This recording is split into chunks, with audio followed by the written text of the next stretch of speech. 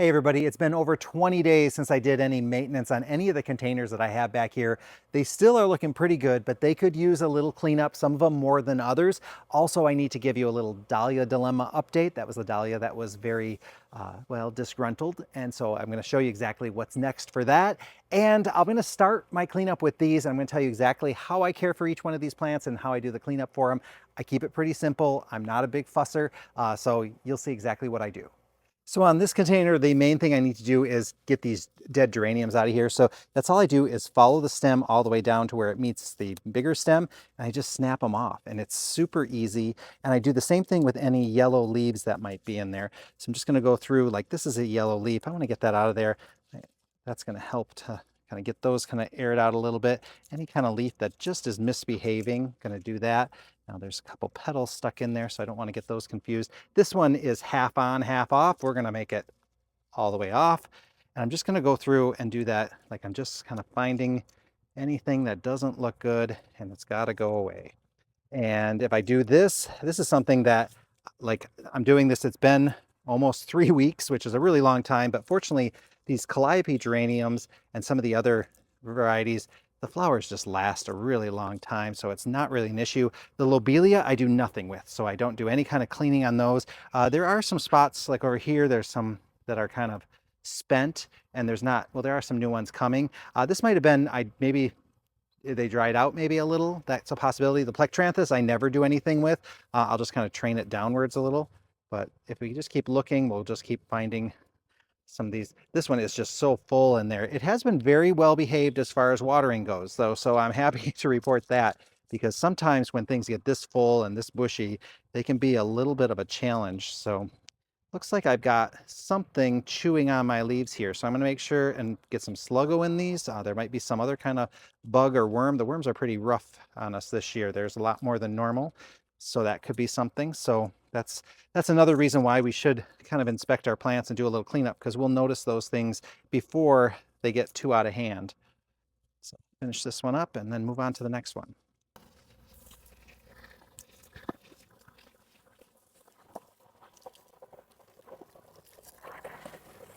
So far, this one hasn't needed any cleaning. I'm going to crack off just this one bit of the geranium, but I haven't really done anything with the coleus. Last time I kind of cut off a piece of this coleus so that it would branch more. Look at how nice that's filled in, nice and full. Going to keep growing. I haven't done anything with this nemesia or nemesia either. I haven't done any deadheading on it, so this one's been really, really nice. Oh, here's another of the geraniums, but otherwise everything's just growing really, really evenly and nice in this one. Meanwhile, this one over here, I noticed with the Bidens, these petals just fall off, so I don't have to do anything, and then I'm just left with these little things here. I'm not too worried about it. This geranium needs some attention. Oh, these pop off really easy. And then one thing I did notice was the floss flower, or the Ageratum. I noticed this one here, a lot more brown flowers than this one here. This is the Proven Winners variety. This one here is the Bumble. So Artisan Blue and Bumble Blue. And I mean, there are some spent ones, but they're underneath. So if you look there, this one is doing what we call bury its dead. This one not so much, but I have 2 or 3 other ones growing of the Bumble that aren't quite as bad as this, but they do kind of show more. So far, this far in the season, the Artisan Blue is doing a better job of hiding its dead blooms, making it so you don't really have to do any deadheading or cleaning on it. Now for this one over here, this is a Dalia and this is a Lantana. This Lantana is the one that I was debating, like, oh, should I have pinched it? Well, I think if I would have pinched it, it might be a little bushier, but it has filled out very, very nicely. And I was also so worried about these colors going together. It's a pretty good match. You can see though the Dahlia does need some cleanup. So let me just trim those back. What I'm gonna do is I just follow the stems down until they meet down here, and then I just cut them right there. Clean those all off. So I'll get back and I'll do that. And then this one over here, this is the one that I had just stuck an elephant ear bulb in and had this Super Tunia Vivid Orchid tucked in there as kind of a backup plant. Well, the Vivid Orchid is enormous. I think I'm going to just give it a little bit of a trim across the bottom just to clean that up. And then this one here has had no trimming at all. So perfect little mound. My best blue though has kind of stopped blooming, and I think that happened in the heat wave. I'm not sure if that's a characteristic of best blue. I haven't noticed that in the past. So I don't know if you've had trouble with it, but everything else, this Itsy Petunia and this Calibrachoa are doing fantastic. Now in this one, I don't do anything with the Super Tunia Bermuda Beach. Now this is the Super Beina Cobalt, and you can see these are the spent blooms, and sometimes it can be hard when once the flowers fall off to tell the difference between these spent blooms here and these blooms that are on their way. But you know, if you look closely, usually these are hollow inside. You can trim these off. I don't normally have to do any deadheading on the Super Beina. What I'm gonna do is just give this a little more fertilizer, and I'm gonna get that next flush, and these will start hiding these. So I tend not to do any cleaning on these, although sometimes I will flip them up, and then I'll just kind of, you know, trim or scratch off these ones on the bottom, because these kind of get dry and dusty. So those sometimes I like to clean off, but you can go a really long time without doing any cleaning or cleanup at all on these. Just give them that little bit of fertilizer and they tend to behave a little bit more.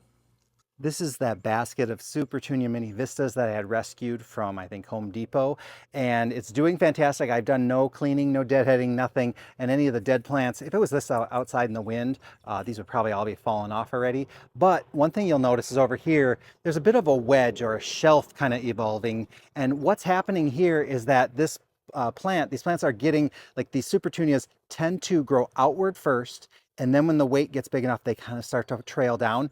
This will fill in. So we just got to make sure that we're consistent with our weekly fertilizer, that, you know, and then we'll start seeing this all starting to fill in with branches and flowers again. So don't panic if you see something like this. It just means that your plant's getting bigger. Also means that this will very quickly start covering up this entire pot. Now this is another one that I've done very little with. Earlier in the season, I popped in here and cut back the Salvia right there, just so that I could get more light on these petunias in here. They're not filling in too great, but they're getting bigger out here. I did notice I have a lot of spent blooms that aren't coming off on this one. Oh, you know what? If it was out in the wind, it probably would be. So this is the disadvantage of having in the greenhouse outside. Although they be exposed to other conditions, that wind does knock off a lot of the spent blooms. But I think this one would probably benefit from that. But I had just planted the elephant ear in there, hoping that, you know, these would hide it if it didn't work out that well. But the elephant ear is coming, but these are ending up to be much more vigorous than I expected, and they are sucking up water. So this is one that's needing to be watered twice a day. Hence the reason why I think I can see so many of these blooms. Also the reason why I think I have a little bit of this yellowing around the edge here. And then the Salvia has been holding up pretty well, but I'm going to trim it way, way back, because when we look at it, it's getting very, very lopsided. If you look at where the pot is and where the Salvia is, it's kind of crazy. So let me show you what I'm going to do. I'm just going to cut it as if it was like no big deal, like just not even thinking about it. Just going to go in there and cut. So let me get this position there. Let me get my snips, and I'm going to make sure I sanitize these. This is just alcohol on those snips. Make sure I don't get on any of the leaves. And then we'll just go in there, and I'm going to just hack this back quite a bit. So I'm looking, this is okay here, but I really want to get some cutting happening over here. So I'm going to just cut and then look at what happens and then make some decisions from there. But I really need to cut it back in part so that maybe it won't be sucking up as much water, but also it's going to just kind of even it out a little bit, because it's starting to get really, really lopsided. So I'm just going through, taking out what I think it needs to kind of be removed. I am not worrying about it looking perfect right now. It's going to go through a little bit of a phase of maybe not looking the way we love it to look, but it's not going to be too bad. Okay. Sometimes I overdo it when I trim like this, but you know what? I don't think I did this time. It's much tidier. Let's take another look. So it's just tidier. Maybe I'll get this little wing out of here. I don't have to, but you know. And then we'll probably see more growth here. You know, in theory, I could probably cut even more off, but I think I'm going to leave this for now. And then hopefully in a couple days, which I probably will forget to do, I'll look at it again. Now I could you see how this petunia's kind of got these arms going out. I could cut those off if I wanted to. I'm just going to leave them. Well, no, you know what? I would normally use my snips, but since I've got a camera in my hand, there we go. So we'll see. Hope that wasn't too dizzying for you. And then we'll just keep an eye on this elephant ear. Again, that's just a bulb I tucked in there. My poor dahlia has not improved. In fact, it's getting worse. We're seeing yellowing. All the leaves are drooping. It's definitely dying. There is no action that can remedy this. And thank you guys for all your comments. A lot of you said like, hey, it might just be the heat. Others said it could be root rot, could be something eating the roots. I don't notice any disturbing of the soil, so I'm not thinking it's any kind of vole or kind of critter in there, but definitely something's wrong. A lot of people said, hey, when you dig it up, check the roots, see what's going on. So I'm just gonna dig it out and I'm gonna replace it with something else. And we'll see how this goes. So I'm just using my little shovel. Let's just see what happens if I put my hands in there. I think it's gonna come out pretty easily. It is coming out very easily. Okay, so these are cracking off, but let's just take a look. So I'm going to just dissect this a little, see what we can see. And this is kind of like, you know, I really don't know what I'm looking for, but we'll take a look. Okay, so we don't really have a tuber established on here. I would have thought we would have had some tuber development happening. I mean, I'm talking as if I know dahlias, and I really don't. So there's not really anything happening right there. I mean, there were roots. Oh, it feels like, oh, you know what? Feels like something snapped off. So I have a feeling that this dahlia may have gotten, you know, in the wind knocked. And that's one of the reasons why people stake their dahlias, because they don't want that to happen. Can't feel anything farther down there, but it seems like that could be a good possibility. I mean, this isn't much roots either. It's strange though that it looks so good. Perfect, perfect, perfect. And then one moment of stress, but it lived through the heat fine. It was when we changed over from heat to cool down that it really died. But now I got to decide what I got to put in here. So we're going to take this as a positive. Like, what are we going to put in here? And so I've been thinking about things. And at first I was like, oh, I could put something in there. I thought of the grass because I thought, oh, this would be cool. And you guys had mentioned when I used this grass before, yeah, it's so vigorous. It's probably going to overtake everything, but you could keep it in a container, you know, where you could, you know, even cut out the bottom if I wanted to and put it in there. But then I was like, you know what? This grass is too much. It's too big and it gets a lot taller than what this is. And I just don't think it's the texture that I want. So as I was thinking about stuff, I thought, you know what might be nice? A heuchera. And so then I was kind of deciding, I was at first thinking maybe a lime heuchera, and then I tried like a pumpkin color, but none of those really were blowing my hair back. And then I thought a purple heuchera could be really beautiful. And so we have a couple different colors, and it's really hard to decide. So this one here is one called Grape Expectations, and I love the beautiful kind of purple color in there. It's got a really dark part and then a really nice purple color. And the heuchera is not going to get super big, but I think I'm going to like just kind of finishing off this mounding pattern and then letting the petunia hang over the edge, letting this Iconia begonia do its thing, just kind of going, you know, up and over. So it's really good at that, but kind of was not sure about that one. Then this one here is called Rose Splash, I think, or Midnight Rose, sorry. And it has cool leaves. Like these speckly, stripy leaves are really, really nice. I love the look at that. And I just like how this one is, but I didn't really like it so much with the Autumn Mystery Petunia. I felt like we're just trying too hard there. There's a little too much texture action going on with that. So then I went and got this one here. This one is called Forever Purple.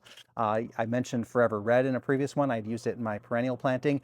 Thought this one was really beautiful. It's just kind of more elegant and kind of holding its own without trying to, you know, overtake anything. So Forever Purple, high on the list. And then I tried this other one, and it's called, oops, Primo Wild Rose. And suddenly I'm kind of liking this one. I like that it has a little bit more of a pinky purple color to it. I don't know. This is a really tough call. And I know after I get it planted, you guys are going to be like, oh, you should have picked the other one. The leaves are very similar. This one has a little bit more of that brightness to it. They're very similar.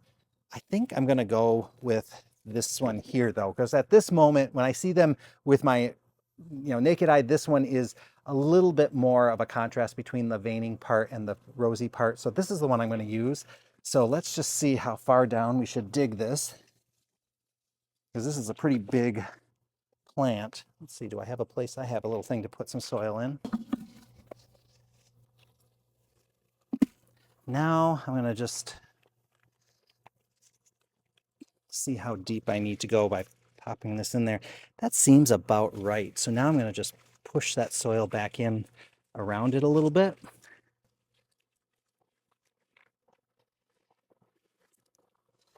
Okay, so now before I put this in there, I'm going to just clean up around these plants because I've got a lot of soil that kind of got displaced when I did that.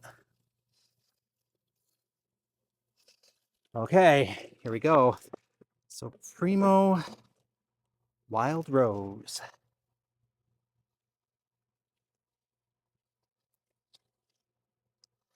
Okay, so once I got it in there, it's a little lower than I guess was picturing, but that's okay. We're gonna roll with this. I'm okay if I just have a little donut with a nice flat heuchera in there, but I think the heuchera is gonna get bigger and they do flower, so it'll send up some flowers as well. So I think I'm pretty happy with this. We'll see what it looks like in a couple weeks. Look at how nice this begonia is. I really need to figure out which begonia it is. We should have tags in here, but I had it in a video. I'll go have to look back at the video and see which one I put in here. So these are the 5 Gerber daisies that I gotten from QVC, and they are doing very, very well. In fact, I think one of them might even have a bud. Now, with this new growth that's happening, what I'm going to do is I'm just going to cut off this original growth. So this is kind of the leaves that were on it when it arrived. I don't think those are doing anything for the plant, so I'm just going to cut them away. I don't think the plant really wants those around. And then, yeah, because I think this new growth is stuff that's doing all the work. So get that in there. This one doesn't feel like it's the same as these other ones. I'm going to cut that one off too. See, these have a little thinner stem, so I'm just feeling like maybe they're older. And then some of these down at the bottom I'm going to get rid of as well. Yeah, there's a big difference. I don't know if you can see it, but like the new growth has this nice, beautiful, thick stem, and then the old growth is kind of this spindly, thin stuff. So I'm going to get rid of those thinner ones because I don't feel like it's picking up all the nutrients that maybe some of the other ones are. So yeah, we'll get rid of that one. I think this is gonna do the job. I will say this particular dahlia, the XXL Cozumel, it's got its powdery mildew again. Not sure how well it shows up, maybe a little bit more on these leaves here. Let's pop this leaf off to show you up close. So those little white specks, those aren't watermarks. Those are actually spores for the powdery mildew. So I'm going to spray it again, but this is going to be round number 4. I think what I'm going to do is put it outside and just see what happens. It's not really affecting the quality of the plant. It's still blooming. We're getting lots of beautiful lush foliage, but I just don't like the fact that it has that powdery mildew. So before I put it outside, I do need to strap these stakes in because otherwise they're just right now just kind of holding the stems. This is a Velcro type of strap that I'm using. It's kind of fancy, but I do like it because it's nice. So let's see, I'm actually going to do 2 stems to this one.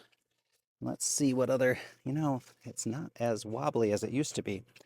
So hopefully it's strengthened up, or maybe it's just the way it's supporting itself. I'm going to make this one a little longer, and hopefully I can get another stem, yeah, this one here, onto this, and hopefully that will be enough to keep this in place even if it gets windy outside.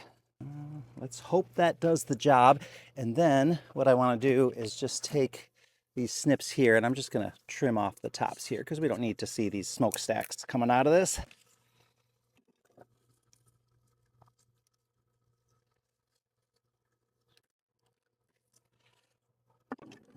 Okay, get off a couple more of these blooms. These 2 are still looking good, but I'm going to trim them off just because I know I'm not going to be paying much attention to this for a while. So there we go. And I'll take this one too. So there's lots of new blooms coming, so those are going to look really good. Now, hopefully this powdery mildew, I don't know, this is probably going to be an ongoing problem. I'm not going to, I'll spray it today maybe. You know what? I'm not even going to spray it. I'm just going to put it out there and see what it does. Kind of tired of spraying this, and this is not my year for dahlias. Between the one breaking and this one getting powdery mildew, maybe next year I'll take a break from dahlias in containers. Maybe I should just try them in the ground because a lot of times they do a little better in the ground. So we'll see how that goes. This one here is that perennial pot that I had planted up. Now the video appeared just recently, but I actually planted about a week before that. And this Sylvester blue salvia has been blooming for over a month. Now I would still leave it normally, but just to show you how I trim salvia and veronica, I don't really pay much attention. I just go through and I shear it back. I find this is just the easiest way. You could be fussy and you could go right down to, you know, a leaf set or something like that. But I find that this is just as effective. It sends up new shoots. And for the most part, Nepeta, or catmint, has always been a really good rebloomer for us, getting 3-4 reblooms, or maybe 3-4, I guess all total is what I should say, because I don't know that we've ever gotten 4 or 5, because our season's short, but I bet if you had a longer season, it would keep going. So just doing this, like, not paying close attention, not panicking about it, not trying to fuss too much. And then for the other plants in here, now that's been trimmed back, looks a little wimpy, so I could always just turn it a little so that we can focus on the other plants here. And then for the heucheras, anytime there's, you know, a spent flower or a broken flower or a bad leaf, oh, that one cracked on me, or I snapped it, then I just trim those out too. Oops, I'm getting a little flagrant with my snips here. So this one's done as well. And I do like to go down to, you know, as far down as I can. Now with the echinacea, I don't have any spent flowers yet. Echinacea flowers tend to last a really long time as well. So I think I'm going to still keep it turned maybe this way. No, then you can't see the heuchera, but I want this echinacea to maybe fill in a little bit. So if I have it towards the sun, sometimes plants will lean towards the sun. I'll look at it from far away and see which way I like it best.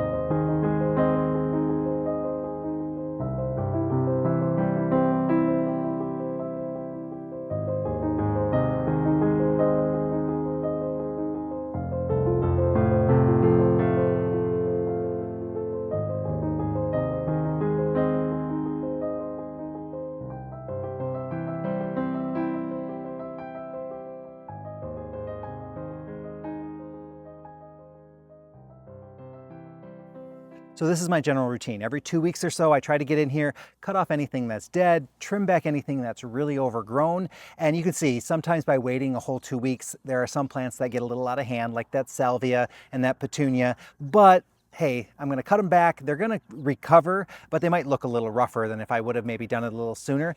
I did decide to try to cut back this grass a little, and this is something I've been thinking about since I planted it, because I know this grass is really vigorous and really big. So I wanna give this salvia a fighting chance. And so I just thought maybe if I kind of keep it a little farther away, it's going to keep a little airflow around there and keep a little sunlight going in there, and hopefully it'll encourage that salvia to keep growing, because this could easily overtake anything because it's such a vigorous grass. But hopefully in this big pot, it's going to do great. Now, I have found that putting them in a big pot like this, fertilizing regularly, and not letting your plants dry out and then get wet, dry out and get wet, does lead to less maintenance. At least that's my experience with most of these plants. So if you can get them in a big enough container, keep giving them their water and their weekly water soluble fertilizer, usually your maintenance level is much lower than if you're constantly stressing out your plants, or if you're not fertilizing, or if you're not watering properly. So keep up the good work. Hopefully you have some beautiful containers as well. Thank you guys for your comments as well. And thank you for all that advice on that dahlia. I was kind of devastated, but I got over it pretty quick when I started thinking, well, this is an opportunity for me to find a new plant for that spot. So I will see how that heuchera does. I hope it does really well, because that is a sun or shade heuchera. That's another thing I should have mentioned.